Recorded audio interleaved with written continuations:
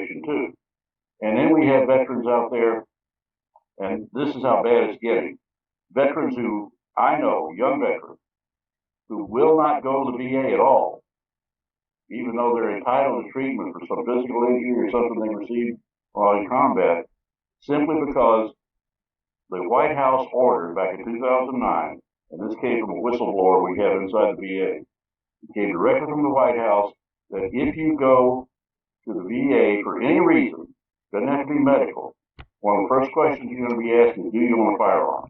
Right. Now I'm finding out that Social Security recipients, people who are going on Medicare for the first time and go see a new doctor under Medicare, this happened to a very close friend of mine. She went to this doctor for the first time. He said, I have a series of questions I have to ask you under Medicare that have been given me by the federal government. And one of those questions was, do you own a firearm? So this is an all-out assault on the Second Amendment, on the Fifth Amendment, on our Fourth Amendment rights. And we have confirmed here in two instances in Texas and two other instances around the country, we have confirmed that some veterans, when they go to the VA, even talk about their benefits, are being told they have to take their clothes off so their bodies can be examined to see if they have any radical tattoos. Radical tattoos. Yeah. You got something on your body that says, "In God we trust," or don't tread on me, or even "God bless America." That would be considered a radical tattoo. But what are they doing here? Or even worse is the NRA. Boy, that's amazing. It sounds like you're saying that the veterans are guilty until proven otherwise. That's right. Anybody that supports the Second Amendment, if you're a member of the NRA or any other organization or shooting a gun club or any of those things, you become a member of that hit list. And they're the ones that are being targeted first, and everything that he was saying is reaching new levels in each category they need to add to this thing. And like I said earlier, the only thing I can relate it to is a cancer. Michael, can I repeat your email address and see if I got it right? It was michael@usjf.mail. No, usjfmail.net. Mail.net. Let me read that back. Michael@usjf.mail. Oh, no. usjfmail.net. That's it. Mail.net.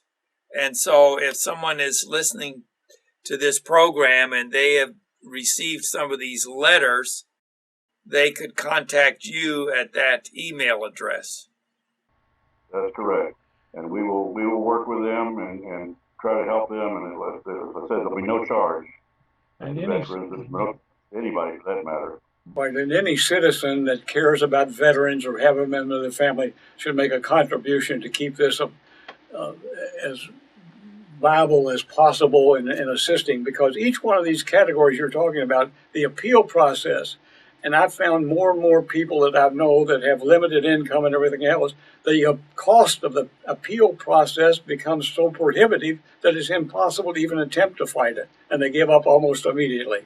Exactly, and we are looking at, because they're changing the definition of mental illness in this country, and we have been filing opposition memorandums with the federal government, some of the rule changes in HHS, for example, and VATF.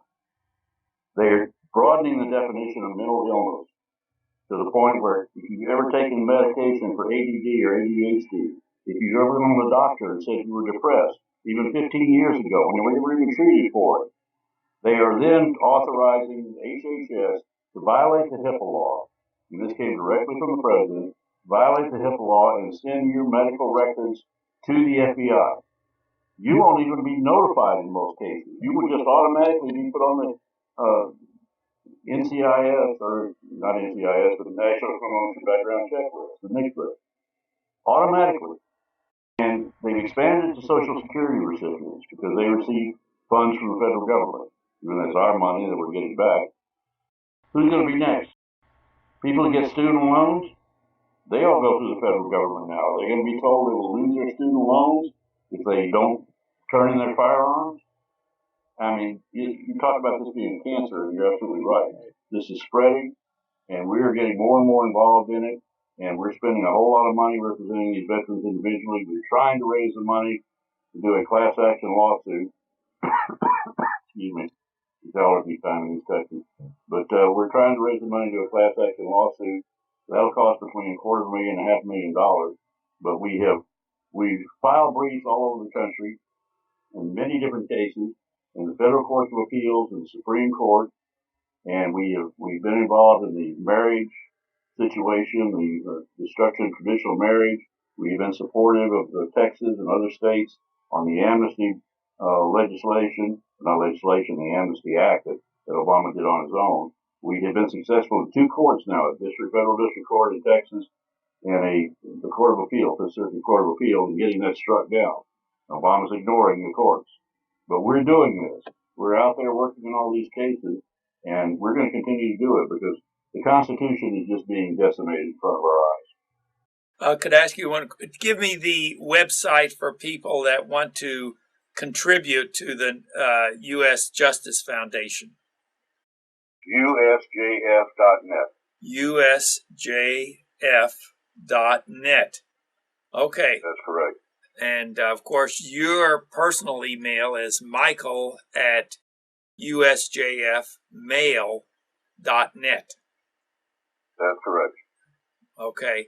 Well, I think this is tremendous that you're taking up for this cause. It's one of the most critical areas that we're involved with because of the survival of the United States depends on that Second Amendment. It's a critical part of it. Yes. But each one of these programs that have been pushed by this administration, including Medicaid and Medicare, under the Obamacare, and there again was that information that's being mandated by the administration that the doctors have to supply this information that he just outlined. And each one of the categories they've come up with of other laws, they put these hidden agendas within that to accomplish their ultimate goal, the destruction of the United States. Well, let me just say one quick comment, if I could. You know, as a medical doctor, I am confronted with the requirements by the Obama administration to put all medical records in electronic format, which means they can be hacked into. Electronic medical records. They don't want anything on paper. Right. They want everything in the computer under electronic medical records. And so, you know, that seems to me is opening the door for more abuse. Exactly. And this is what they've been attempting to do at every category. We're fighting on every front, and we need more people involved. We need more organizations involved. We're working, for example, with the attorneys for the Wounded Warrior Project. They've gotten very concerned about this because of all the wounded warriors out there that are being told you can't own a firearm. Some of them not even for mental or so-called emotional disabilities. They've been told that because they lost an arm or a leg in combat. Because the letter that the veterans are getting says, we're going to declare you incompetent because you're mental or physical disability. Now that's incredible. Yeah, it is. That's what's continuing to happen, and that's what we're fighting against right now. And we need more people out there fighting it. We have won one lawsuit against the VA when they refused to respond to our Freedom of Information Act request.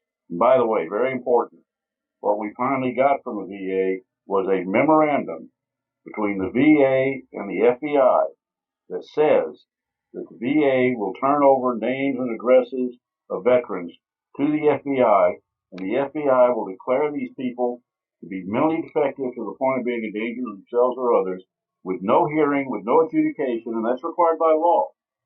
It says they must be adjudicated to be mentally ill to the point of being a danger to themselves or others. The FBI agreed in this memorandum, this confidential memorandum that we now have, and we've shared with some of the news media, that they're not going to fool with all that.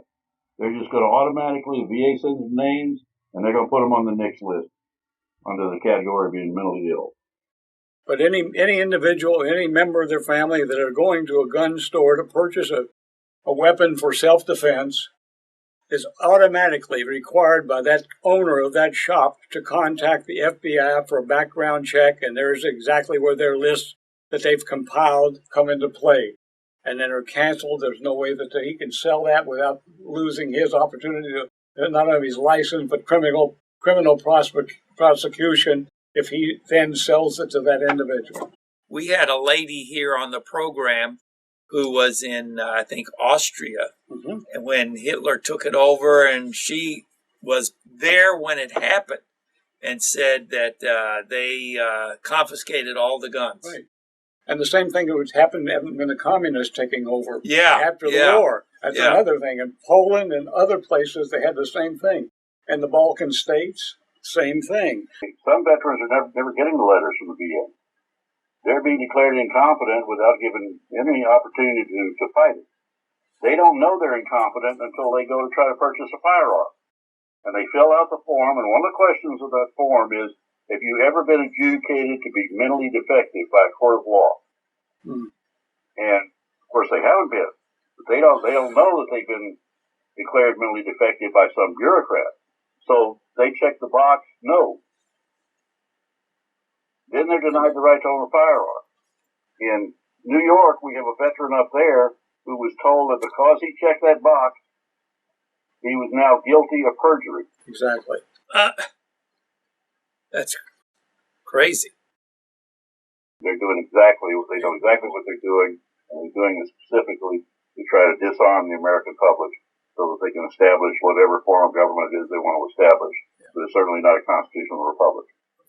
Now, may I ask you a question? It seems to me that, the FBI and some of these government agencies used to have conscientious, honest people running them, and the conscientious people have been removed and replaced by people that just do it over whatever Obama wants. And if they try to interfere, they get fired, and he puts his own people in charge. Now, is that correct or not? Oh, absolutely, it's correct. And it's correct, unfortunately, also in our military. Yeah. He's purging, and this thing is something else that Adolf Hitler did. I'm become convinced that Obama, I know he doesn't keep a Bible on his bedside table in the White House. He probably keeps a copy of Mein Kampf, Adolf Hitler's book, because he's following the pattern exactly. After Adolf Hitler started disarming the Germans, beginning with the veterans, he started purging the military of anybody who was loyal to the Constitution and not loyal to him. And that's what Obama's been doing. We have not only high-ranking officers getting thrown out, we have captains and majors being thrown out. We have 40,000 members of the military who are about to lose their jobs and being put into the labor force in this country where they can't find jobs either, and because of the budget cuts. But then Obama turns around and tells the military that he wants them to recruit more immigrants. Oh, please. Legal. Exactly. He wants to replace trained, good American citizens with people who have never taken an oath of loyalty to the United States. And their loyalty will be to Obama. And that's what he wants. And that's what he's doing all across the government. Michael Connelly from the United States Justice Foundation, we certainly appreciate you giving this update. Ed Holloway, who is our special guest also. And we have to leave now, but thank you very much, and tune in again next week for the rest of the news.